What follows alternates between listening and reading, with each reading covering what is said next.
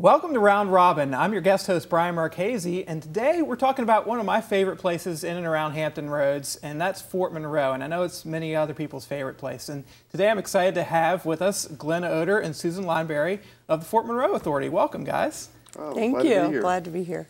Well, today I want to talk about summer events and what you guys have going on around the fort this summer. And I think, first of all, why don't we just dive right into the 4th of July week. So things are going to be a little different there this year.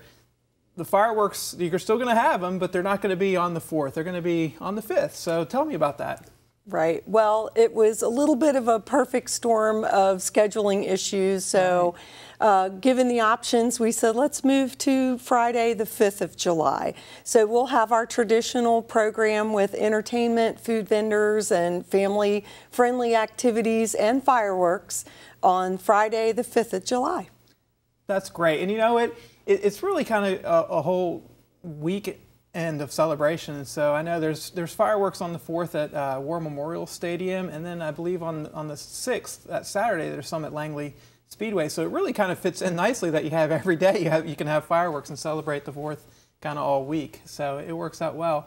One of the things, though, with the fireworks on the 5th for you guys, though, is access to the fort and then exiting the fort. What time do people need to be there by in order to see the fireworks and that type of thing? Well, the programming actually starts at 6 p.m. Okay. We love to have people all day. There's plenty to do with, there's restaurants and a brewery and beaches and lots to do. But our programming starts at 6. And the band will start at 7. Okay. So there's plenty to do if you get there early. Absolutely. But they just need to plan for traffic. There's only 2 bridges in, and traffic can get backed up. So come early and enjoy it. And the fireworks are at 9:15. That's great. But everybody needs to be in there by 8 o'clock, because I know the police also need to make sure that everybody's safe and out of the way of fireworks and parked and everything like that before they start. So that's good. Yeah. Yeah. Yes, it's very important that the public understands you really need to be on the property by 8 o'clock. Okay. At 8 o'clock is when the Hampton Police Department, who we couldn't do this without our partnership with the Hampton Police Department and the first responders. That's really what makes it even possible for us to do this. But so in respect to them and their timing and their planning and their strategy, we got to get everybody on the property. That gives them time to get parked. That gives everybody time to set up their little towels on the ground or whatever, and have their family time together before the fireworks. And that gives the police department time to turn the traffic around. That's right. So that when we leave the property, there are dedicated lanes down Mercury Boulevard and down, and into Phoebus, and the stoplights will be turned green, and people will just be able to flow off of the property. But that takes time to set up all those cones and turn all those lights around and get in the right position. So that's the real issue there. We also want to make sure that people understand the police department is not going to allow viewing from the bridges. Okay. Because what happens then is if we have a lot of people on the bridge that are viewing, then what happens is when the traffic starts to leave, then those people are not in a safe situation either. So they're going to be working very hard to keep people off the bridges and so forth. The thing to do is come to the fort. Absolutely. Get there early. You can get there before 6 if you want. Get the best seats. But bring a blanket and some chairs and your picnic. Yeah, exactly. It's a great way to spend the whole day there. There's fishing on the pier. There's the beach and so forth. When you get ready to leave, head over to where the food vendors are and set up your little chairs and your towel on the ground or your blanket on the ground. Have a great day and enjoy the concert and the various exhibitors that will be there. It's just a really family fun evening. It really is, and that sums up the whole fort. Really, it's a place where you can just go. Obviously, that weekend for the 5th and everything, but also just any time. I know I was there with my family just this past weekend, riding bikes down the boardwalk, back and forth, and everything like that. It's one of our favorite places to go, either to the beach or just to walk around. So, what other events and special things do you guys have going on this summer? Is there? I know there's the concert series that's coming up, the Music by the Bay. We have 10 free concerts this summer, Thursday nights in June, July, and August. And we have a wide variety of entertainment this year. We have our favorite military bands coming back from the Navy, Air Force, and Army. You got to have them. There's a tradition.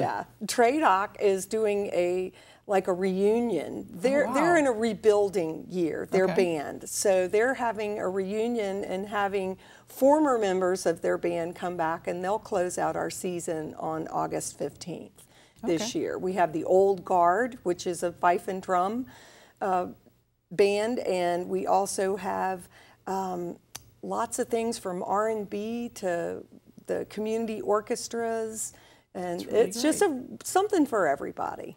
It is. It's great. And like I said before, it's a great time to come out early and bring your picnics and just enjoy sitting out there. It can be hot as anything out there, and it's always a little bit cooler there on the brae with the breeze. It is.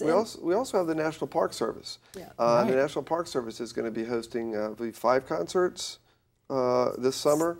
That's new for them. But they're going to be doing those on Saturday nights, and they're going to be doing them inside the fortress on the parade grounds. Really? So again, go to the website at Fort Monroe, and you'll begin to see all these links together so that you can find things that are going on there. The National Park Service alone this year has almost 50 events planned to begin to tell the history, walking tours, and things like that.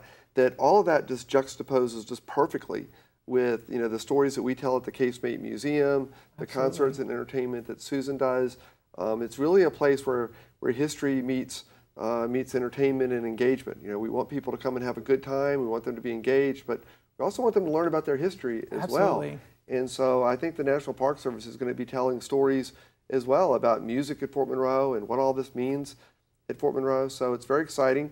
On July the 4th, although we're not having the fireworks on July 4th, they're going to be on Friday, July the 5th. But that morning, the National Park Service is working with the James Monroe Foundation, and they're having a flag raising ceremony that morning. And so people who want to come out in the cool of the morning and want to participate in a historic event with reenactors and so forth, that's always a big event as well.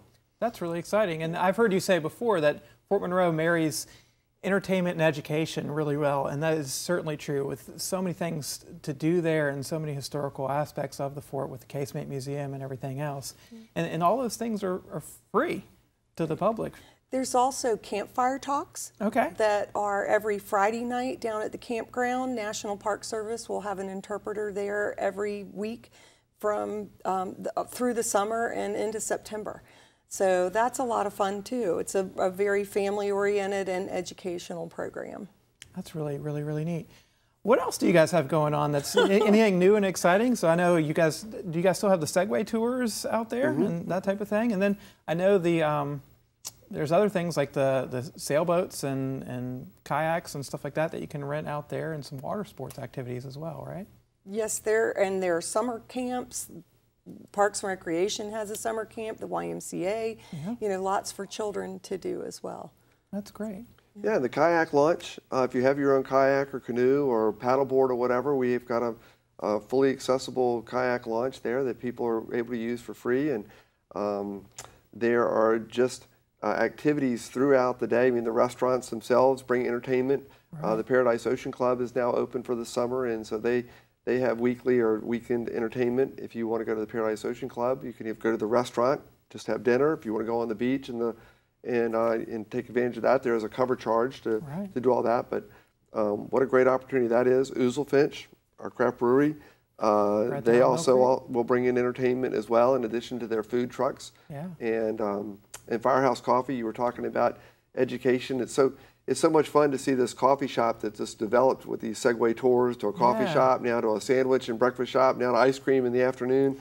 But I was telling somebody the other day, when you're in the fire station and enjoying your coffee, if you'll notice on the wall, you'll notice these doors along the wall, and you think, oh, they're really cool little offices used to be over there. The Army did turn those into offices, but before that, they were horse stalls. And they were the stalls where the horses stayed, which would have pulled the fire engine before it was motorized. That is really, really neat. So there's just layer upon layer upon layer of history at Fort Monroe. And we try to, I love what Superintendent Terry Brown says, there are footsteps all over this property, and we need to make those footsteps come to life. So we use our entertainment and engagement to get people to Fort Monroe, and then we tell them about their history. That's true. And one of the biggest historical things is happening this summer, late in the summer, and that's in August, and that's the 2019 commemoration. So can you let me know a little bit about that and the people watching? Well, I'll give you just a quick overview, and we'll turn it over to Susan for some of the details. But yes, this is the 400-year anniversary of the first landing of Africans at Point Comfort in English-speaking North America. And so this whole idea of how do you commemorate that? What have they done in the past? Well, I can tell you, nobody's ever talked about the story before.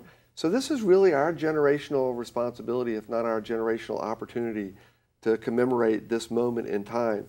As tragic as it was in terms of the way these Africans were delivered here and the way they were treated, but what an opportunity for us to pause and say it did happen, and how are we going to tell this story? How are we going to give this history something that we can all relate to, and what will that tell us about our present day circumstances in the future? We have a visitor center that's under construction. You've probably seen the fence around the building. We're going to come really close to finishing that. By then it'll be open. It'll probably just be open for a preview that day, and that'll be exciting. We're going to be telling stories inside this visitor center that have never been told at Fort Monroe before. The Indians that were here before we came here.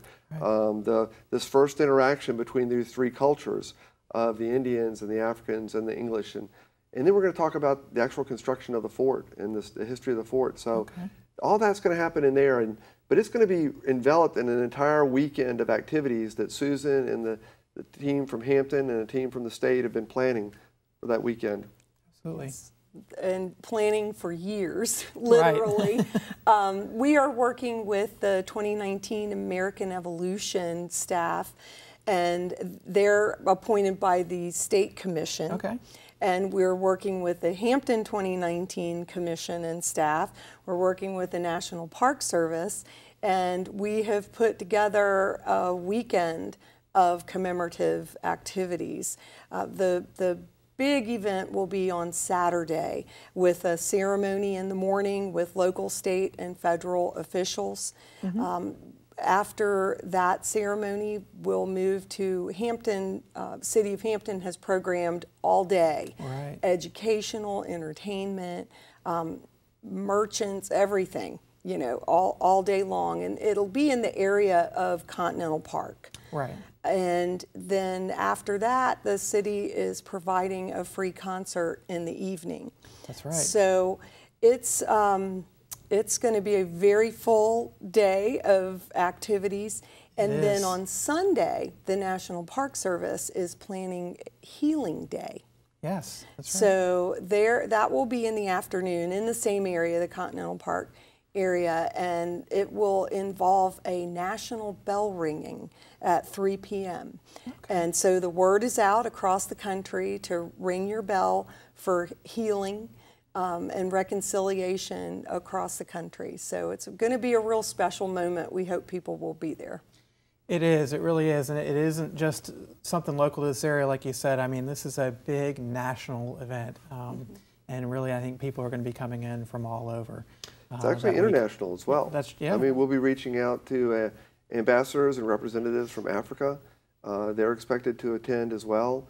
There'll be national figures that will want to be part of this, and they'll be part of that. Speakers are still being lined up, but this is really a national and international event. And as I said, I mean, when I came here 7.5 years ago, my first thought when I heard about this was, well, what did they do 100 years ago? They didn't talk about this story. They didn't talk about it 50 years ago, 25 years ago. I mean, this is really a first. In 100 years from now, some executive director or a special events person or reporter is going to be asking, well, what did they do 100 years ago? They're going to be reading about what we did, what we as a community did on this at this moment. And so we've got to get this right. Absolutely, absolutely. Well, I appreciate you guys' time coming out here and talking about everything that's going on this summer, and we're really excited to just be a part of it all, and it's going to be a great summer, I think. And thank you for watching, and remember to come out this summer to Fort Monroe. There's lots of things like we talked about going on. There's the music series every Thursday night that you can come out to, And also remember, 4th of July is on the 5th this year at Fort Monroe. And so get out there and bring your blankets and bring your family and enjoy a great time on the 5th with fireworks for the whole family. Thank you for watching.